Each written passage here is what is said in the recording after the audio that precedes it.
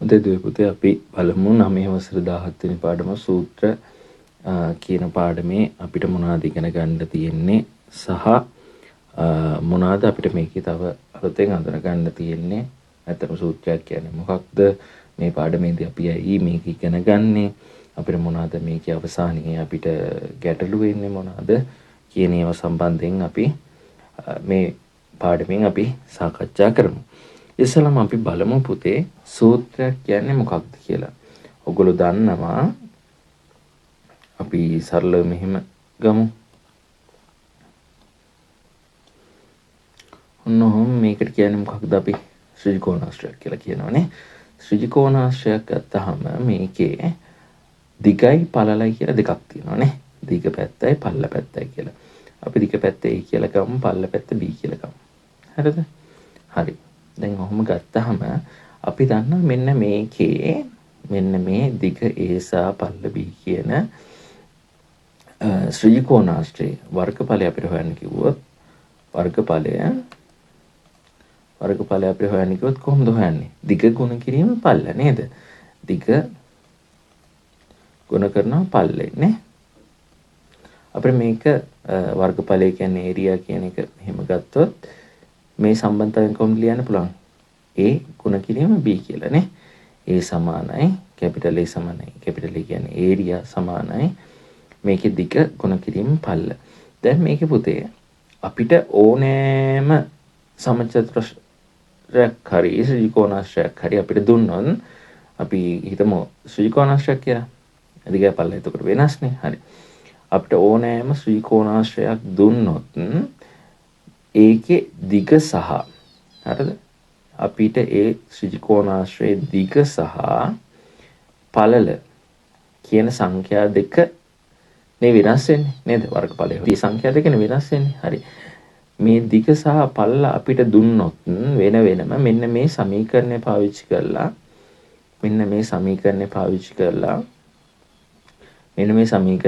කරලා ඕනෑම ශ්‍රීකෝණාශ්‍රයක අපිට වර්ගඵලය හොයන්න පුළුවන් නේද? අන්න හරි. එහෙනම් අපි සමීකරණයක් කියලා කියන්නේ පුතේ අපිට දත්ත වෙනස් වෙන්න පුළුවන් මৌলিক රාශි ටිකකින් අපි සම්බන්ධතාවයක් හදා ගන්නවා, සමාන ලකුණකින් සම්බන්ධතාවයක් හදා ගන්නවා, රාශීන් එක සම්බන්ධතාවයක් හදා ගන්නවා. අන්න ඒකට අපි කියනවා සමීකරණයක් කියලා. ඒ කියන්නේ රාශීන් මත ගොඩනැගිච්ච සම්බන්ධතාවයකට අපි කියනවා සමීකරණ කියලා. ඉතින් ඒ රාශීන් වලට අවශ්‍යයන් ආදේශ කරපුවාම අපිට අවශ්‍ය රාශිය කියන්නේ දැන් මෙතන හිතන්නකෝ අපිට වර්ගඵලය කියලා. වර්ගඵලය කියන රාශිය අපිට හොයාගන්න පුළුවන් දිග කියන රාශිය සහ පළල කියන රාශීන් දෙකේ ගුණිතෙන්. මේක ඕනෑම ශ්‍රීකෝණාශ්‍රයකට පොදුයි නේද? අන්න එහෙම ඒවට අපි කියනවා සූත්‍රයක් කියලා. මං හිතනවා දැන් ඕගලන්ට තේරෙන්නේ නැති සූත්‍ර කියන්නේ මොනකටද කියන එක. හරි. දැන් ඊට පස්සේ අපිට මෙතන ඉගෙන ගන්න තියෙන පුතේ සූත්‍රය උක්ත කරනවා කියන එක. උක්ත කරනවා කියද්දී ඔන්න චූටි ප්‍රශ්නයක් තියෙනවානේ. සූත්‍රයක් උක්ත කරනවා කියන්නේ මොකක්ද? හරි. අපි දැන් බලමු සූත්‍රයක් උක්ත කරනවා කියන්නේ මොකටද කියලා. අපි සරල සමීකරණයක් අපි ගමු. අපි අර කලින් ගත්තේම ගන්නවා. අපි අර කලින් ගත්ත සමීකරණයම ගමු. කලින් ගත්ත සමීකරණය ගමු මොකද්ද? A සමානයි සිම්පල් A ගුණ කිරීම B.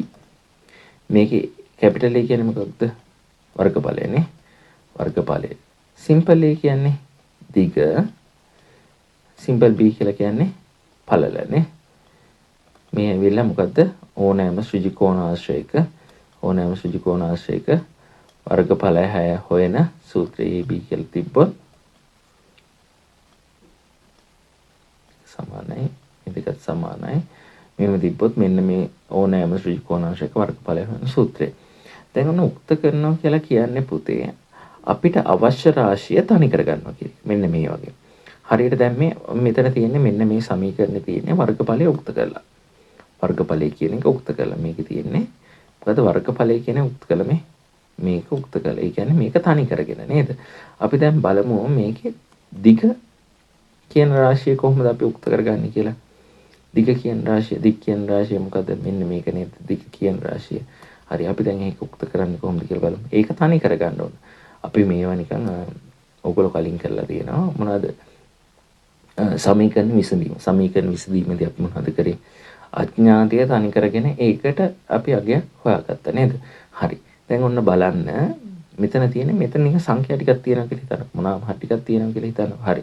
අපිට දැන් A තනි කරගන්න ඕනේ. A තනි කරගන්න Aට මොනවද වෙලා තියෙන්නේ? A ගුණ වෙලා තියෙනවා B ගෙන් නේද? එහෙනම් මේ ගුණ කිරීම B අයින් කරගන්න අපි මොකද කරන්නේ? අපි ගුණ කිරීම B අයින් කරන බෙදීම B එකක් දාන්න නේ? අපි හැම වෙලාවෙම අපිට අවශ්‍ය අයින් කරගන්න අවශ්‍ය එකේ පරස්පරය තමයි අපි දාන්නේ. බෙදීම B එකක් දාන්න.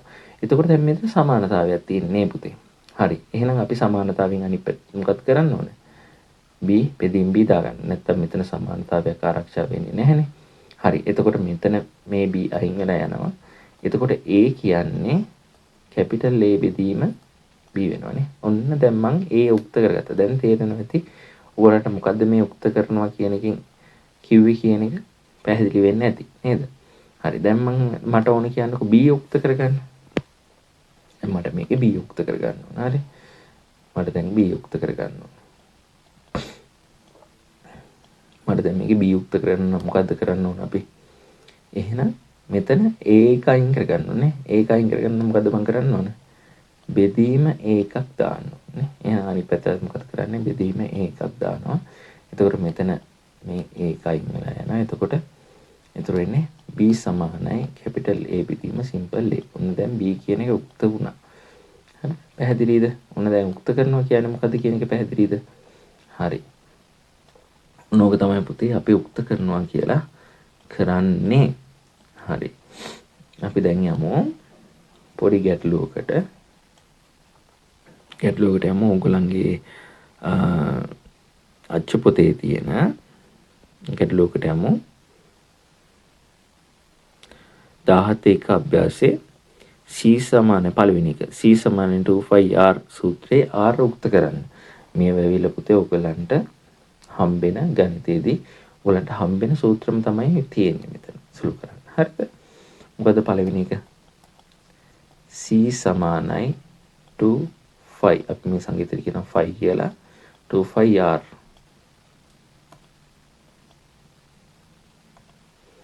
C සමානයි 2πr එකේ අපිට උක්ත කරන්න තියෙන්නේ මොකද්ද? r. එහෙනම් මොකද්ද අපි කරන්න ඕන? r කියන එක තනි කරගන්න ඕනේ. තනි කරගන්න නම් අපි මොකද්ද කරන්න ඕන? r කියන එක තනි කරගන්න. මෙතන r ට මොනවද වෙලා තියෙන්නේ? r ට මොනවද වෙලා තියෙන්නේ? r කියන එක දෙකිනුත් ගුණ වෙලා 5 වලිනුත් ගුණ වෙලා තියෙනවා නේ. 5 වලිනුත් ගුණ වෙලා තියෙනවා. එහෙනම් මේක අපිට r තනි කරගන්න මොකද්ද කරන්න ඕන? මේ දෙකෙනුයි 5 වලිනුයි අපි මේක බෙදුවා නම් හරිය නේද? හරි. එහෙනම් ඔන්න කරලා බලමු. C සමානයි 2πr බෙදීම 2.5. අපි එහෙනම් මේ පැත්තත් මොකද කරන්නේ? 2.5 වලින් බෙදනවා. එතකොට මෙතන තියෙන 2.5ට මෙතන තියෙන 2.5 එකෙන් යනවා. මේ පැත්ත ඉතුරු වෙනවා r නේ. එතකොට C බෙදීම 2.5. අපිට එහෙනම් එනවා මෙතන මොකද? r කියන්නේ C බෙදීම 2.5 කියලා. හරි. දැන් ඔන්න අපි r උක්ත කරගත්තා. r තනි කරගත්තා. උක්ත කරගන්නවා කියන්නේ මොකද්ද? තනි කරගන්නවා කියන එක. තනි කරගන්න අපි මොකද කරන්න ඕන? මේ r ට වෙලා තියෙන මොනවද කියලා බැලුවා. අපි කලින් සමීකරණ විසඳුවා වගේම තමයි r ට වෙලා තියෙන මොනවද කියලා බැලුවා. මේක අයින් කරගත්තා. හරිද? පැහැදිලිද? හරි. අපි දැන් එහෙනම් ඊළඟ එකකට යමු. ඊළඟ ගැටලුවටත් යමු. හරි.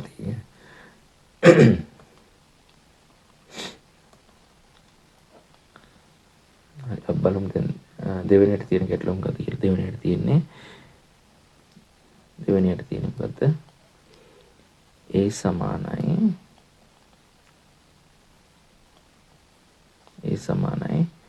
B ඍණ 2C. 2C සූත්‍රයේ මේක උක්ත කරගන්න මොකද්ද? C කියන එක උක්ත කරගන්න ඕනේ. මෙන්න මේක උක්ත කරගන්න ඕන. දැන් බලමු.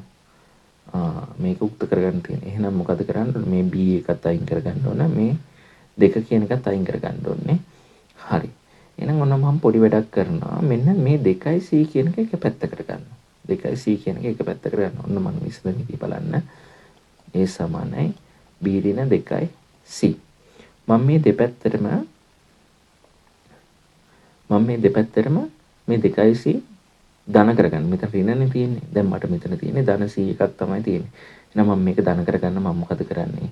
මේ පැත්තටත් ධන 2යි C එකක් දානවා. එතකොට මේ පැත්තෙන් මේක අයින් කරලා. එහෙනම් මම මේ පැත්තට මොකද කරන්නේ?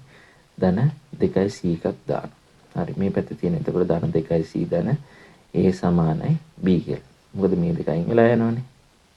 නේද? ඍණ 2යි C එක ධන 2යි C අයින් වෙලා යනවා. හරි. දැන් ඔන්න B කියලා එකක් තියෙනවා. දැන් මම මොකද කරන්නේ? මේ පැත්තේ ඔන්න බලනවා. මේ පැත්තේ තියෙනවා මොකක්ද තියෙන්නේ? 2යි C ධන A කියලා තියෙනවානේ. මම මේ ධන එක අයින් කරගත්තා නම් 2යි C තනි වෙනව නේද? එහෙනම් මම ඒක අයින් කරගන්න මොකද කරන්නේ? දෙපැත්තටම ඍණ A එකක් දානවා. 2යි C ධන A ඍණ A සමානයි B ඍණ A. හරි මේ පැත්තෙන් එතකොට A අයින් වෙලා යනවා නේද? හරි එතකොට මේ පැත්තේ ඉතුරුනවා 2යි C සමානයි B ඍණ A කියලා. අපිට දැන් හොයන්න තියෙන්නේ මොකද්ද? C නේද උක්ත කරගන්න තියෙන්නේ 2යි C නෙමෙයි නේද? එහෙනම් C උක්ත කරගන්න නම් මොකද කරන්න ඕන? මෙතන තව දෙකක් තියෙනවානේ. ඒ දෙකත් මම අයින් කරලා දානවා. කොහොමද? බෙදීම දෙකක් දාන්න දෙපැත්තටම දානවා. එහෙනම් මට මෙතනින් එනවා අවසානයේ උත්තරේ C සමානයි B ඍණ A බෙදීම 2යි කියලා. පැහැදිලිද? මේ ගැටලුව විසඳුවේ කොහොමද කියලා පැහැදිලිද? හරි. දැන් උක්ත කරනවා කියන එක මොකක්ද කියන එක තේරුණාද ඔයගලන්ට? උක්ත කරනවා කියන්නේ. උක්ත කරනවා කියන්නේ අපිට කියලා තියෙන එක දීලා තියෙන සමීකරණේ කියලා තියෙන රාශිය තනි කරගන්නවා කියන එක. අපි ඔන්න තව එකක් හදලා බලමු. දැන් තුන්වෙනි එක මොකද? තුන්වෙනි එක මොකද්ද තියෙන්නේ? v සමානයි u ධන a t. වල මේක මොකද්ද උක්ත කරගන්න තියෙන්නේ? මේකේ t උක්ත කරගන්න තියෙන්නේ. හරි. අපි දැන් ඔන්න බලමු. v සමානයි u ධන a t නේ. v සමානයි u ධන a t. හරි. t උක්ත කරන්න දැන් ඔන්න මොකද්ද අපි ඉස්සෙල්ලාම අයින් කරගන්න ඕන? මෙතන මේ පැත්තේ AT විතරක් තියාගත්තා නම් හරි නේද? එහෙනම් V සමානයි U ධන AT වලින් මම මේ පැත්තෙන් U අඩු කරනවා. එහෙනම් මේ පැත්තනොත් කරන්න ඕන මොකද්ද? U අඩු කරන්න ඕන. එතකොට මේ පැත්තේ මේ U ට මේ U අයින් වෙලා යනවා. AT මම මේ පැත්තට අරන් යනවා. V ඍණ U කියන කණි පැත්තට අරන් යනවා. කොහොමුණත් එකයිනේ. AT තියෙනවා සමානයි V ඍණ U. හරි. දැන් මෙතන තියෙන්නේ AT නේද? අපිට අවශ්‍ය මොකක්ද? T විතරයි නේ. එහෙනම් මම මේ A අයින් කරගන්නවා. A අයින් කරගන්න කරන්නේ මොකද? බෙදීම A දානවා. මේ පැත්තට බෙදීම A දානවා. එතකොට මොකද්ද වෙන්නේ? මේ පැත්තේ මේක අයින් වෙලා යනවා. T සමානයි V ඍණ U බෙදීම A කියලා එනවා. ඔන්න දැන් අපිට උක්ත කරගන්න ඕනේ උක්ත කරගත්තා නේද? අපිට අවශ්‍ය දේ ආව නේද? අවසානයේ ආව නේද? හරි. දැන් තේරුණාද? අපි ඔන්න දැන් තව ගානකට යමු. ඊළඟට තියෙන ගැටලුවටත් යමු අපි. දැන් මට ඉස්සෙල්ලා ඔයගොල්ලෝ හදන්න ඕන. හරි?